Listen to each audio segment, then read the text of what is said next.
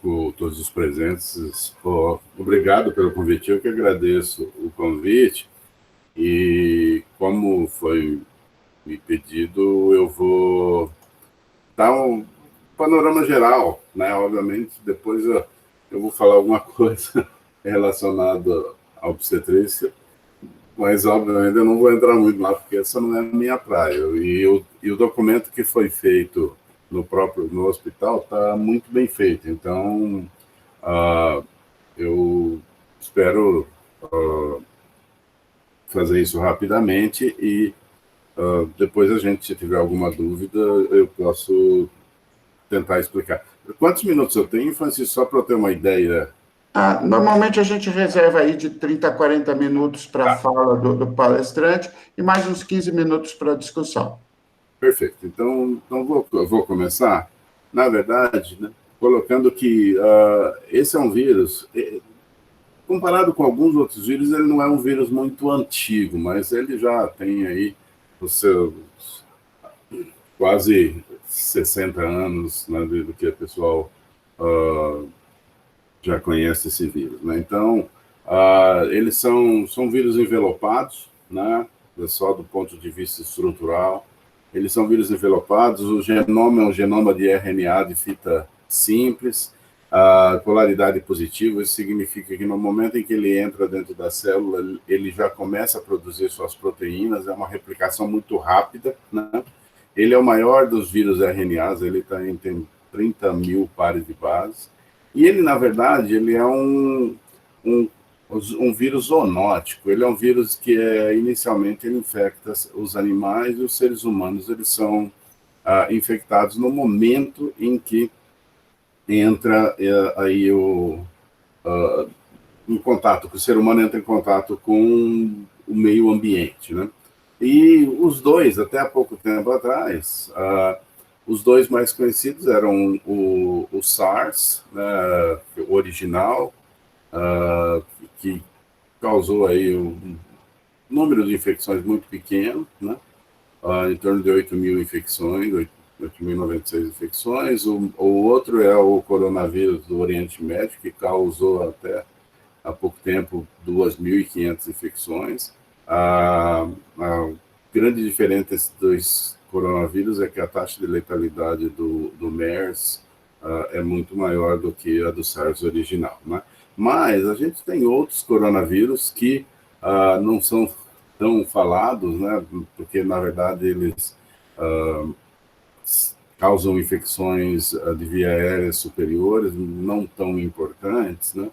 Mas esses 4 primeiros coronavírus que estão na tela, eles são responsáveis provavelmente por 1/3 de todos os casos que a gente chamaria de resfriado no mundo todo, né? Então, eles são vírus que são altamente transmissíveis, assim como a gente está tendo a experiência com esse novo coronavírus, né? Que é denominado SARS-CoV-2. Durante um período foi denominado o novo coronavírus 2019.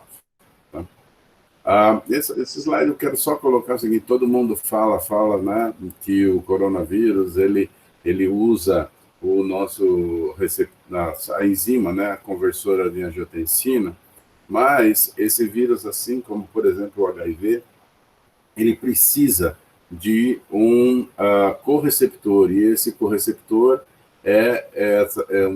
uma enzima também aqui, que é essa TMPRSS, e é uma enzima que ela é modulada por andrógenos. E aí talvez, um pouco mais adiante, talvez possa discutir isso, talvez seja uma das razões pela qual esse vírus ele acaba tendo uma letalidade maior em homens do que em mulheres, né? Só rapidinho, só para mostrar para vocês o ciclo replicativo, né? Ele entra realmente rapidamente. Eu só estou colocando isso aqui porque mais adiante talvez a gente possa até mostrar de novo como que está se pensando em definir antivirais contra esse vírus, né?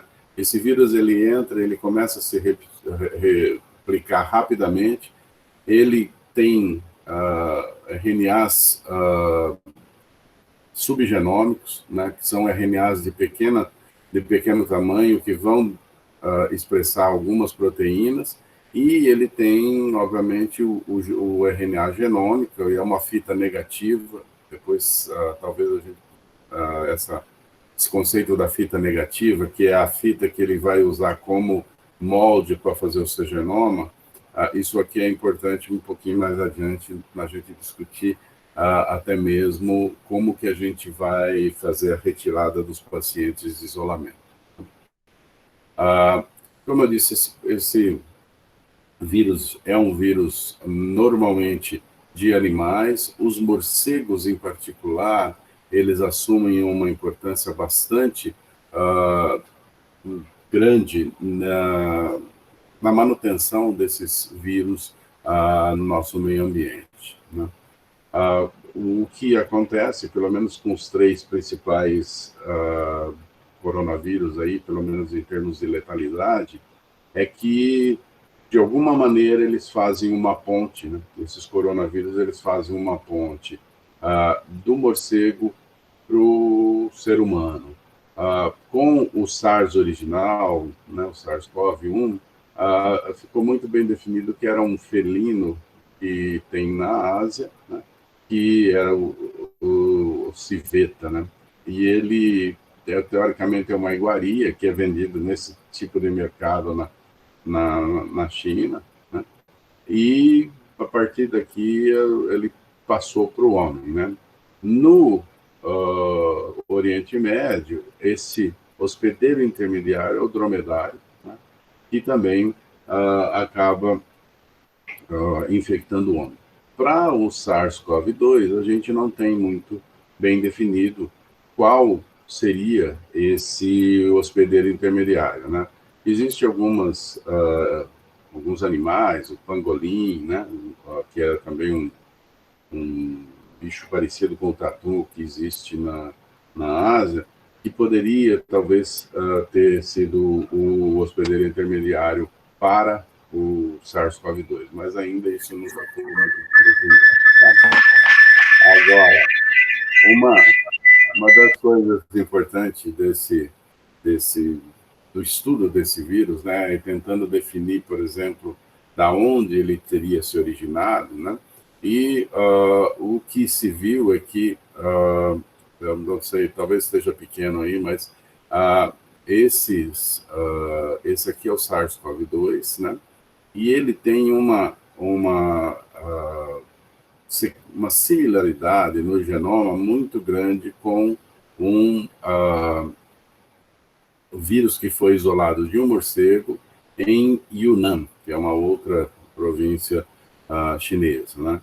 Então, ele tem 96% de similaridade com esse vírus de morcego, então, muito provavelmente, esse vírus ele se originou de um morcego. E ele é chamado, obviamente, agora SARS-CoV-2, porque existe uma similaridade de 80% entre o coronavírus original, o SARS original. Então, por isso que a gente acaba chamando ele de SARS-CoV-2, por essa similaridade que ele existente. E COVID, obviamente, é a abreviação em inglês de Coronavirus Disease 2019. Então, a doença é chamada de COVID e o vírus é chamado de SARS-CoV-2. Essa doença ela é transmitida primariamente por gotículas, né? E essas gotículas, elas têm um tamanho que normalmente elas são, pelo menos aquelas gotículas que carregam o maior número de vírus, elas são pesadas e elas acabam caindo até mais ou menos 1 metro, né? No máximo 2 metros do momento em que a gente tosse ou espirra, né? E o aerosol, ele fica, geralmente são aquelas partículas menores, em torno de 5 micrômetros ou menos, eles vão ficar circulando no ar por um tempo maior. Aqui embaixo vocês veem que o coronavírus, ele pode, né, tem o potencial de ser transmitido por aerosol. A grande maioria das transmissões é transmitida por gotículas, né? E pelos fontes, né? Essas gotículas, como eu disse, elas normalmente caem, elas caem numa superfície, nós colocamos a mão nessa superfície, depois colocamos a mão no nosso rosto, e isso acaba, a gente acaba se auto-inoculando, né? Só para dar uma ideia para vocês, né? Isso não é uma coisa própria desse vírus, né? Isso acontece com o vírus de influenza, né? Mas tem esse estudo que foi feito, não é um estudo muito recente, mas foi feito na Califórnia, onde eles observaram estudantes, né? Sem que esses estudantes soubessem, e eles observaram o quanto que os estudantes tocavam o rosto, né? E a média foi 23 vezes por hora. Quer dizer, a gente, sem pensar, a gente toca muito o nosso rosto. Obviamente, a maior porcentagem foi da pele, né? Seguida por boca, nariz e olhos, né? E a outra coisa é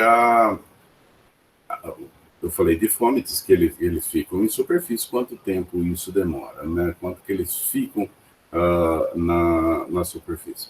Aí tem estudo com os vários coronavírus, né? Talvez o que demore menos na superfície seja o coronavírus do Oriente Médio, mas tem dentro daqueles coronavírus que causam os casos de resfriado, eles chegam a ficar até 9 dias em superfícies secas, né? Obviamente isso vai ser dependente de temperatura também. Quanto maior a temperatura, menor é a persistência, e também quanto mais seco também, menor a persistência. Agora tem esse trabalho do New England que avaliou aí a viabilidade do SARS-CoV-2, né, em vários materiais, né? Então, o que a gente pode ver é que em aço inoxidável e plástico, ele tem uma grande duração, né? Chegando no aço inoxidável em torno de 48 horas, né? Isso viável, não significa que a carga viral não vá diminuindo. A carga viral, obviamente, vai diminuindo com o tempo, mas é que ainda existe vírus viável, né? No aço inoxidável em 48 horas e no plástico chega até 72 horas. Ele tem uma menor duração no aerosol, ele chega aí no máximo em torno de 3 a 5 horas, né? E no cobre, também dentre os materiais, no cobre e no papelão, a duração é menor. Então, em torno aí de um dia, no máximo 4. Tem alguns... Esse trabalho, na verdade, vai a média é em torno de 5 horas no cobre, né? Então, só para mostrar que esse vírus ele realmente fica em algum tempo em superfícies, e a gente pode realmente se auto-inocular no momento em que a gente transfere ele de uma superfície onde ele está presente para alguma mucosa do nosso organismo. Em relação à inativação, isso é muito importante, por isso é que se fala muito aí do etanol, né? Então, porque realmente, além da água e sabão, a água e sabão é muito importante, porque como esse vírus ele tem o envelope dele é de uma glicoproteína, né? O sabão ele acaba inativando essa glicoproteína, e o envelope viral também, ele é feito de colesterol, é feito de gorduras das nossas membranas, né? Então, o sabão, ele inativa esse vírus, tá? Mas foi feito esse trabalho aqui do Journal of Hospital Infections, eles testaram vários químicos, materiais químicos, para tentar inativar. Os que tiveram melhor ação foi o etanol, o peróxido de hidrogênio, o hipoclorito, né, e mesmo o glutaraldeído.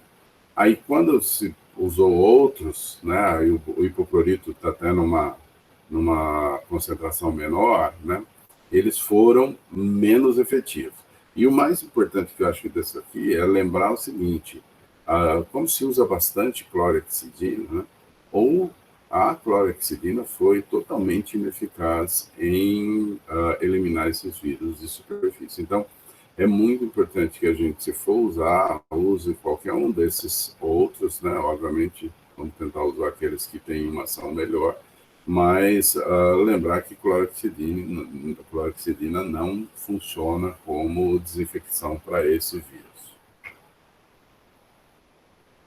Em termos de distribuição, esse mapa é um mapa bastante famoso, é do site da Johns Hopkins University, né? Ele é feito um update de a cada 4, 5 horas, mais ou menos. Isso aqui foi como estava ontem, né, às 8h32 da noite. Então, a gente tem hoje 4 milhões, né, quase 4 milhões e 500 mil casos, né, e 302 mil mortes. Né? Só para mostrar, comparado com o SARS original e com o MERS, a capacidade de transmissão desse vírus, que é muito grande. Né? E aqui eu fiz um cálculo rápido de ontem, né, a taxa de letalidade desse vírus em alguns países e a taxa de letalidade global. A taxa de letalidade global é de 6,8%, né? E sendo que a Itália e a Espanha são aqueles países que apresentam a maior taxa de letalidade. Né? O Brasil está aqui em torno da média da taxa de letalidade global, mas isso a gente talvez precise melhorar um pouco para a gente tentar cair abaixo disso. Né? A China tem a menor taxa nesse momento, mas a gente tem dúvida realmente se a notificação na China foi adequada. Só para dar uma ideia em termos locais, né? O Brasil, nos dados de ontem, tem 202.918 casos, com 13.993 óbitos. São Paulo é o estado com maior número de casos e maior número de óbitos, com 54.286 casos e 4.315 óbitos. E Ribeirão Preto, né? Ribeirão Preto, dentro talvez de todo o Brasil e das grandes cidades aí, é uma ilha em termos de número de casos, poucos números de casos. A gente está testando bastante, então esses números de casos são realmente reais, e com 11 óbitos, né? Agora, essa é aqui na coluna da direita, o que é mais interessante é que a mortalidade, pelo menos em São Paulo, ela segue muito o que a gente lê da literatura mundial. Né? Existe uma predominância grande de homens sobre mulheres em termos de casos graves e óbitos, né? E a grande maioria dos casos, eles estão entre a faixa dos 20 até os 59 anos. Eu não coloquei aqui, mas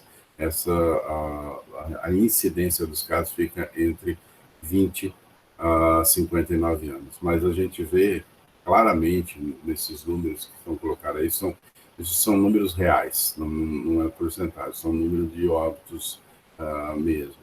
A grande mortalidade, ela se concentra em idosos. Então, acima dos 60 anos, existe uma grande aumento na letalidade. Né? Obviamente, dá para ver aqui que a partir de 50 isso já é importante. Né? Praticamente a gente tem da faixa de 40 a 49 anos para 50 a 59, praticamente a gente dobra o número de casos. Então, é muito importante essa situação em que realmente os idosos, né, eles, aí seja pela senescência do sistema imune ou mesmo até pela associação com outras comorbidades, a taxa de letalidade é muito maior em idosos. Tá?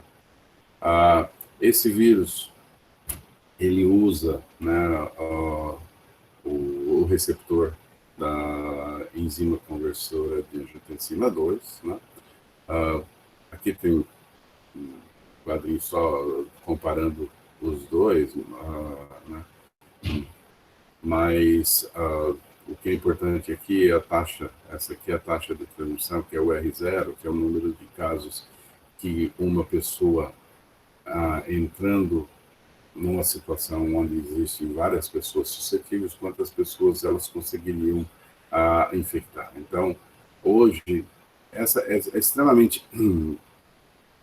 Depende de local para local, mas hoje acredito que se o R0 esteja entre 2 e 3 para o SARS-CoV-2, 2 a 5 pelo SARS, e o MERS menor do que 1.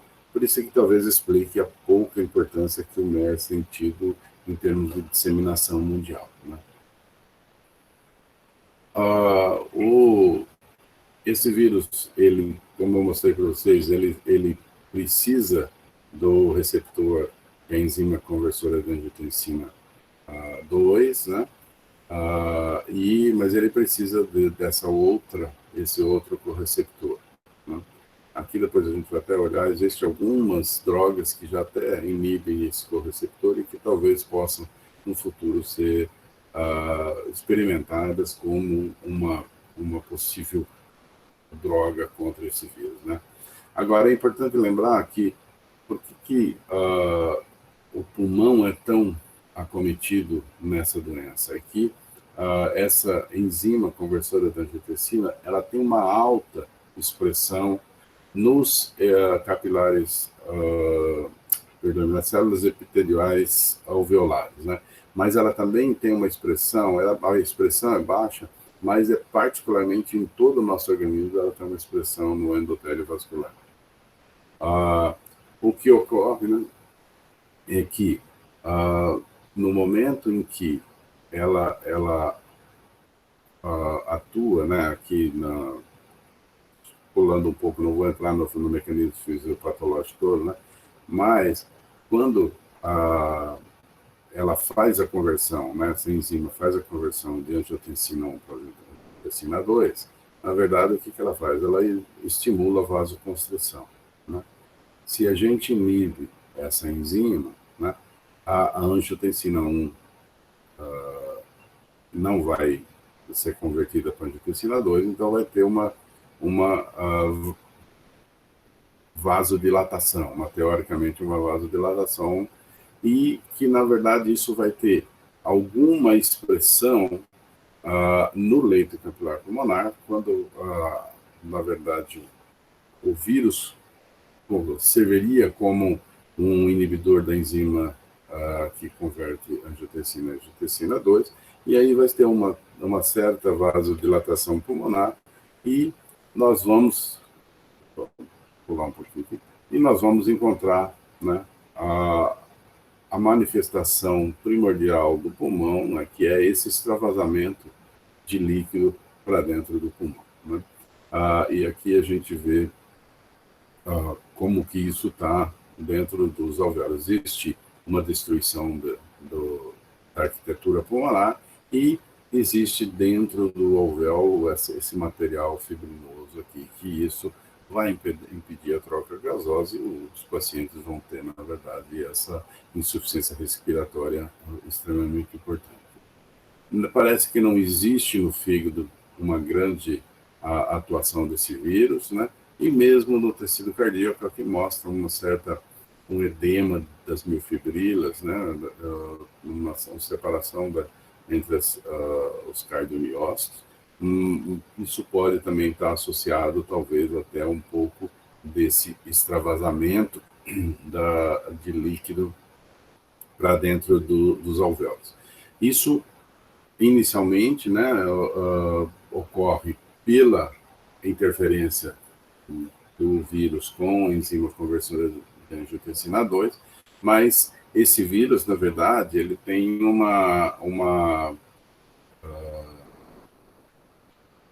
ele vai causar uma doença que é uma doença bifásica. Então, a gente vai ver, inicialmente, uma um quadro muito mais de vias aéreas superiores, e essa manifestação final aqui a gente vai ver, na verdade, nas fases mais finais da doença, e aí entra também não só a ação do vírus propriamente dita, mas uma hiperexpressão de citocinas, né? Particularmente L6, particularmente o fator de necrose tumoral alfa, né? Que elas são enzimas, são citocinas que são capazes de alterar a permeabilidade vascular, e também isso contribuir para esse edema alveolar que a gente vê nessa doença. Em termos de transmissibilidade, né, existem alguns trabalhos mostrando que esse vírus ele é transmissível, né, desde o momento em que ele começa a se replicar, e isso é um período de incubação em torno aí de 5 dias, né, no momento em que nós entramos em contato com ele. E, na verdade, aqui tem o dia 0, né, e aqui é o dia de manifestação da doença. Isso aqui é um trabalho que foi feito em Washington, numa casa de repouso, que teve uma epidemia, né? Logo depois do primeiro caso, eles começaram a cultivar e fazer cultura de material de nasofaringe de todos os moradores dessa casa de repouso, e o que dá para ver é que, mesmo antes da transmissão, né, provavelmente a maior parte da transmissão ela ocorre até no período pré-sintomático, né? Então, essas bolinhas vermelhas aqui é quando eles conseguiram cultivar o vírus. Então, existe a possibilidade de cultivar o vírus até 9 dias, né? Isso é um dado que corrobora também outros dados que a gente tem em outras situações, e que a partir do 9º dia do início de sintoma, praticamente a gente não consegue mais isolar o vírus. Então, é bem possível que a transmissibilidade desse vírus, obviamente, vá caindo com o tempo, e a partir do 9º, do 10º dia, a gente, apesar do PCR estar positivo, a gente não vai ver a transmissão viral, né? Em relação à manifestação clínica, a manifestação clínica é bastante conhecida, né? A gente está bastante familiar, tá? Foram publicados vários trabalhos, está na mídia, né? Então a gente está muito, assim, presente para a gente a manifestação clínica, mas ao que parece, na verdade, né? Se vocês olharem aqui, isso aqui está o que eu coloquei aqui é o que está nessa tabela aqui, né? As principais sintomatologias, e obviamente não vai ser em todo mundo isso, né? Febre, fadiga, tosse seca, a dor de garganta, né? Isso, e a mialgia, isso acontece geralmente naquela primeira semana. Com o tempo, na medida em que vai aparecendo aquela exsudação para dentro do alvéolo, aí começa a aparecer a dispneia, né? Uma outra coisa que a gente tem visto, né, com maior frequência, e isso está inclusive sendo relatado, não foi tanto relatado na China, mas começou a ser relatado a partir da Itália, Estados Unidos, França, diarreia, França, Espanha, perdoe, foi a anosmia e a disgeusia, tá? Particularmente a anosmia tem sido um sinal que, quando o paciente tem anosmia, praticamente a gente tem quase que certeza que esse paciente vai ter a infecção pelo coronavírus. Isso, obviamente, não apenas a anosmia, né? A anosmia pode acontecer também com outras infecções respiratórias superiores, mas a anosmia associada a esses outros sintomas aqui, né?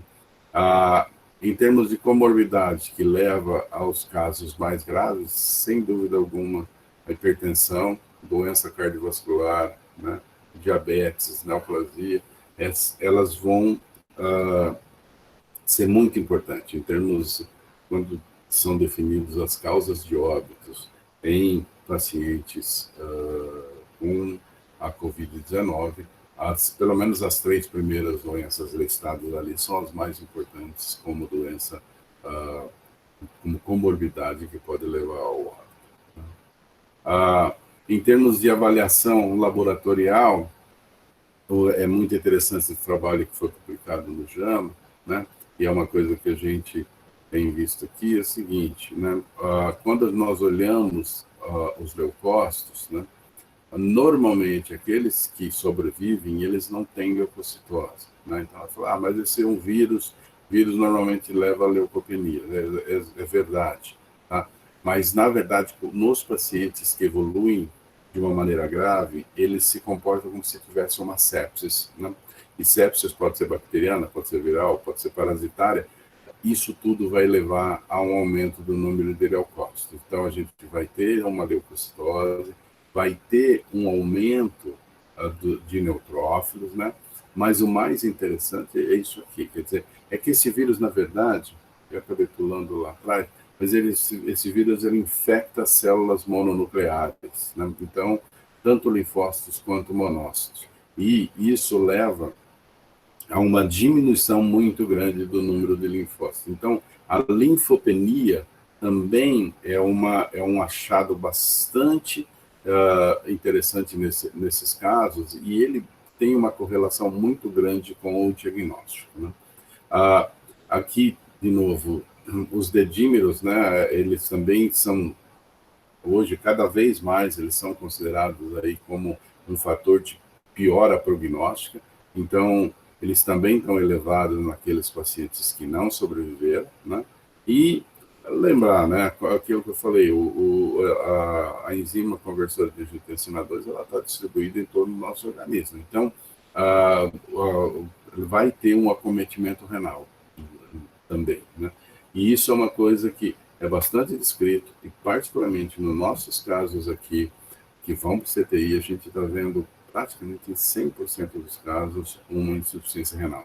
Aí fica difícil dizer que é só devido ao acometimento renal pelo vírus, ou se também tem aí um fator da própria hipotensão gerada, que pode levar aí a uma hipoperfusão renal e uma insuficiência renal pré-renal. De novo, aquilo que eu coloquei aqui em termos de taxa de letalidade, né? O SARS-CoV-2 agora que esse número aqui está dessa publicação, mas como a gente viu, isso aqui já está muito além, em torno de 6 casos, né? 6%, desculpa, mas podendo em algumas situações ser acima de 10%. E aquilo que eu coloquei para o estado de São Paulo, né, que foi visto também na China. Quanto maior é a idade, maior é a distribuição, e os casos de índice de letalidade que a gente vê é que a grande maioria, né, 14% dos pacientes tem acima de 80 anos. Então, de novo, ele tem esse vírus tem um comportamento muito característico. As faixas etárias mais acometidas por esse vírus são os jovens, mas a taxa de letalidade ela é maior no idoso. E as crianças, particularmente, são muito poucos infectadas, e a taxa de letalidade em criança é muito pequena. Isso provavelmente está associado, né, à expressão do receptor da angiotensina 2, na enzima conversora da angiotensina 2, em crianças, né? Geralmente esse receptor, que é chamado de AT1, né, que é a angiotensina receptor, ele é pouco expresso. Na criança tem um que é chamado de AT2, e que ele não tem a mesma capacidade de ligação que tem esse AT1. Então, talvez isso explique um pouco porque crianças são pouco infectadas e quando infectadas têm a doença bem menos grave. Aquilo que eu coloquei para vocês aqui é que normalmente a doença ela é uma doença bifásica, ela tem uma fase inicial bastante, vamos dizer, de acometimento respiratório superior, e finalmente ela tem aí uma fase um pouquinho mais grave, que é a de dispneia, da acometimento pulmonar, isso é a partir da segunda semana, sendo que a maior parte das pessoas procuram o atendimento médico no 10º dia e a admissão na terapia intensiva fica em torno do 11º dia. Tá? Em termos das características, eu vou passar rápido também para vocês, não tem muito diferença do que eu já mostrei para vocês. Só queria falar um pouquinho de coronavírus durante a gravidez. Como eu disse, o documento do nosso hospital está muito bem escrito, né? Eu não coloquei aqui porque vocês já devem ter lido, né? Isso aqui é um trabalho que foi publicado recentemente no American Journal of Gynecology, né? Que foi uma revisão sistemática, que eles queriam fazer uma avaliação, um trabalho publicado dos casos da Itália, né? E eles queriam ver qual foi o desfecho clínico das gestantes com Covid-19. Eles pegaram todos os trabalhos em que o diagnóstico tinha sido feito por RT-PCR. Tá? Então, o que vocês veem aqui na tabela 3 é que aquilo que é comum a essa doença também foi comum a essas gestantes, né? E desses 6 estudos, tinha 51 gestação, no momento 3 ainda estavam ativos, então eles analisaram 48 gestações, né? E todas elas tiveram bom desfecho clínico como gestação, né? Então, obviamente vai ter aqui um natimorte e uma morte fetal, né? Mas foram 48 cesáreas, muitas delas associadas à prematuridade, né, do feto, e eles não viram nenhuma evidência de transmissão vertical. Tá? Essas aqui foram as indicações de cesárea, não vou entrar em detalhe para vocês. Esses são 2 outros trabalhos, né? Esses trabalhos que, obviamente, associados aí à medicina, ao binômio materno-fetal. Esse é um trabalho já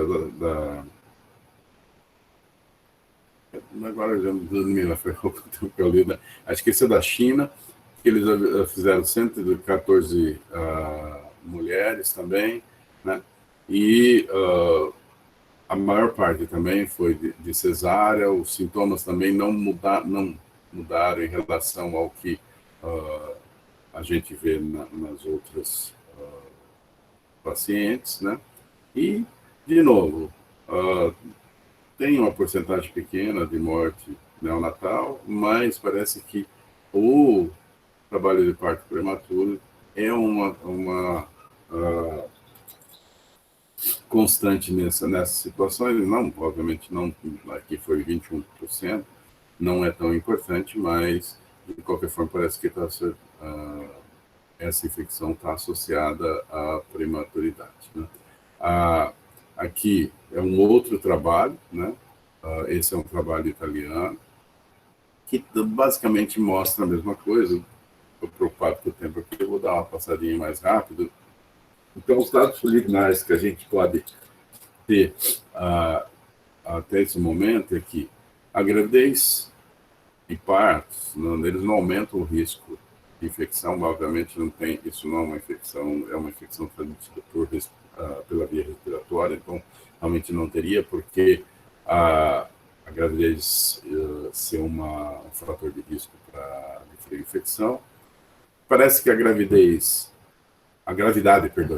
da Covid-19 não é pior em gestantes do que em não gestantes da mesma idade, A incidência do acometimento pulmonar é semelhante também em todas as idades. Há um aumento da incidência do parto prematuro, né, e da cesárea, né? Obviamente aí a cesárea possivelmente tem algumas outras indicações, não necessariamente, pode ser até pela prematuridade. Na China, né, nos trabalhos que mostraram que 8%, isso não está muito diferente do que a gente encontra em mulheres da mesma idade. 8% das gestantes tiveram uma forma grave e só 1% foi para a forma crítica, que é aquela forma que normalmente a gente admite em terapia intensiva, né? A maior parte das gestantes se recupera sem problema, não há aumento de abortamento espontâneo e também não há evidência de transmissão vertical ou por aleitamento materno. Então, pelo menos até onde se sabe, não é necessário separar a mãe do recém-nascido. E os testes diagnósticos, né? Então, vou passar rapidinho os testes diagnósticos. Na verdade, hoje a gente tem o teste diagnóstico. Hoje, a teste diagnóstico, a gente tem os testes por RT-PCR, né? Que são aqueles testes que a gente vai usar durante aquele período que eu mostrei para vocês da transmissão, então, no máximo aí até o 9º dia, para fazer o diagnóstico, né? Ele pode ser coletado do suave de nasofaringe ou de orofaringe. Tem trabalhos mostrando, por exemplo, agora que até mesmo no escarro, né, na coleta do escarro, isso pode também ser um bom material para fazer o diagnóstico. O grande problema é a quantidade que isso tem que ser coletado com escarro. Parece que a quantidade tem que ser grande por causa da diluição que ocorre do vírus, né, concentração do vírus nesses casos. Obviamente, eu coloquei aqui algumas coisas que eu não vou entrar em detalhes, só lembrar o seguinte: a partir do momento em que é coletado esse material, ele tem que ser processado com uma certa rapidez, né? Se não der para processar rapidamente, pode-se deixar na geladeira por no máximo 72 horas, senão a positividade diminui. Então, aqui estão ou suave oral, nasal, ou mesmo quando está internado, coleta com bronquite. Tá? O que é interessante nisso aqui, o que eu quero mostrar isso aqui para vocês é aquela característica, ou pelo menos uma característica desse vírus que, se vocês olharem aqui azul, né, é quando isso aqui são segmentos dos pacientes de Singapura, que mesmo quando os pacientes estão assintomáticos, o PCR ainda é positivo. Tá? Então, isso tem trazido uma série de dificuldades para a gente retirar os pacientes do isolamento da COVID, né? Porque mesmo quando os pacientes estão assintomáticos, se a gente fizer o PCR, esse PCR vai dar positivo, né? Mas aí é que está a grande discussão. A gente tem visto viu naquele trabalho que eu mostrei para vocês, que saiu no New England, que a partir do 9º dia não se tem mais a transmissão, né? Existe também um trabalho feito na Alemanha que eles também evidenciam isso, que a partir do 9º dia eles não conseguem mais isolar vírus. Mas é muito difícil para a gente tirar os pacientes de isolamento, tendo ainda o PCR positivo. O teste sorológico, né, os que estão disponíveis são esses testes rápidos, né? De novo, existe uma má recomendação do Ministério da Saúde, que falam que esses testes rápidos devem ser usados nos casos sintomáticos. Infelizmente, esses testes só detectam anticorpos e a qualidade dos testes varia muito. Então, esses testes devem ser usados apenas depois do 12º, do 14º dia. Mesmo assim, tem alguns testes que falam, usa depois do 7º dia. a grande maioria deles só vai ser positivo realmente depois do 14º dia. Então, essas coisas de fazer drive-thru de paciente com febre não vai adiantar, porque eles muitas vezes vão ser negativos. Outra coisa interessante é que a gente ainda não sabe, né, a Organização Mundial de Saúde anda falando que a gente não sabe quão protetores são esses casos, né, esses anticorpos. O que a gente sabe é que, na verdade, pelo menos isso a gente tem visto, mesmo aqui na nossa experiência, quando a gente faz os testes rápidos aqui, é que alguns pacientes têm IgG antes de IgM, e mudando um pouquinho o nosso conhecimento, né, a gente sempre espera que o IgM apareça antes do IgG, mas tem alguns pacientes que têm a presença do IgG antes do IgM. Eu não sei se isso está relacionado a infecções prévias, né, pelos outros coronavírus. E até onde a gente sabe que, na verdade, o IgM, ele dura em torno aí de 7 a 9 semanas, 6 ou 7 semanas, mas o IgG provavelmente vai durar aí pela vida toda. Em termos de proteção, o que a gente tem visto aqui com o trabalho da administração do plasma hiperimune é que é muito variável o título de anticorpos neutralizantes. Tem pessoas que têm títulos extremamente altos, tem pessoas que têm títulos baixos, e geralmente pessoas na mesma faixa etária, a gente não sei exatamente explicar a razão. Deixa eu passar rapidinho, só para a gente terminar aqui, aquele ciclo replicativo que eu mostrei no começo, e aqui seriam os pontos, assim como a gente faz com o HIV, que seria um ponto que a gente tem que poderia interferir na replicação do vírus e, portanto, a gente conseguir tratar essa infecção. O problema é que essa é uma infecção que tem que ser tratada rapidamente, porque no momento em que entra naquela fase da tempestade de citocina, vai ser extremamente difícil de tratar, porque aí é uma sepsis viral e aí não tem muito mais o que fazer, a não ser, obviamente, tratar o paciente, mas tratar como se fosse uma sepsis bacteriana. Então, hoje, né, tem se falado muito da cloroquina, a hidroxicloroquina, não se tem, pelo menos para tratamento dos casos graves, não tem se tido um grande sucesso com essas drogas. O que tem sido melhor é o Remdesivir, que é um análogo de um nucleotídeo, mas também não é lá essas coisas, assim como também teve inicialmente o pessoal tratado, as pessoas com lopinavir ou ritonavir, com caletra, mas que também o sucesso terapêutico não é muito bom. Talvez o ideal aí é a gente começar a tratar o mais rapidamente possível. Uma das coisas que a gente precisa fazer, na verdade, é o que está sendo feito no Brasil, né? É fazer as medidas não farmacológicas. Na verdade, não está só feito no Brasil, foi feito no mundo todo, né? Porque o que a gente tem que, na verdade, é diminuir essa curva, né? Esse pico aqui, para que a gente tenha condições de tratar as pessoas. Porque uma das coisas que acontece é, quando essas pessoas elas são internadas na terapia intensiva, é uma internação extremamente prolongada. Essas pessoas ficam em torno aí de 3, 4 semanas em terapia intensiva. Então, não é um leito que roda rapidamente. Então, a gente precisa ter realmente o menor número de casos graves possível. Pessoal, desculpa aí pelo tempo, passei um pouco, Francisco, do tempo necessário, mas agora, se alguém tiver ainda interesse, a gente pode discutir um pouco mais. Tá? Obrigado.